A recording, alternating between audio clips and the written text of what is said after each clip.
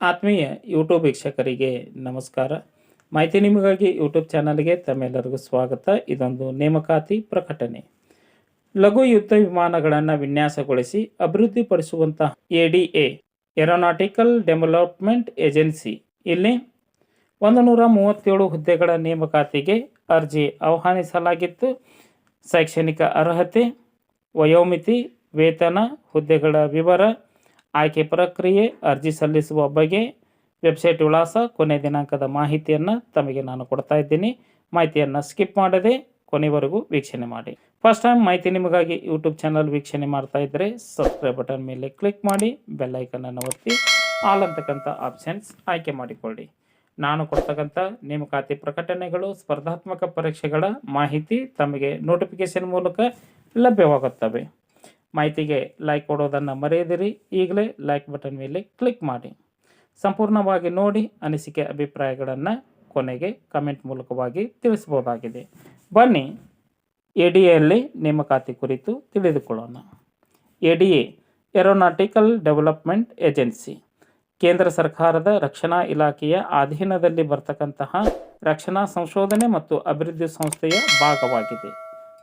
ADAದಲ್ಲಿ 137 ಹುದ್ದೆಗಳ ನೇಮಕಾತಿ. ಹುದ್ದೆಗಳ ವಿವರ: ಪ್ರಾಜೆಕ್ಟ್ ಸೈಂಟಿಸ್ಟ್ B 105 ಹುದ್ದೆಗಳು, ಪ್ರಾಜೆಕ್ಟ್ ಸೈಂಟಿಸ್ಟ್ C 32 ಹುದ್ದೆಗಳು.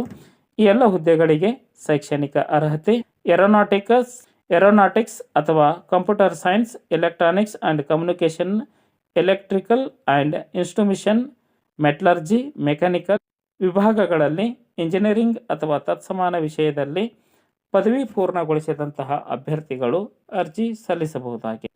ಅರ್ಜಿ ಸಲ್ಲಿಸಲು ವಯೋಮಿತಿ: ಪ್ರಾಜೆಕ್ಟ್ ಸೈಂಟಿಸ್ಟ್ B ಹುದ್ದೆಗೆ 35 ವರ್ಷದ ಒಳಗಿನ ಅಭ್ಯರ್ಥಿಗಳು ಅರ್ಜಿ ಸಲ್ಲಿಸಬಹುದಾಗಿದ್ದು, ಇನ್ನು ಪ್ರಾಜೆಕ್ಟ್ C ಹುದ್ದೆಗೆ 40 ವರ್ಷದ ಒಳಗಿನ ಅಭ್ಯರ್ಥಿಗಳು ಅರ್ಜಿ ಸಲ್ಲಿಸಬಹುದಾಗಿದೆ.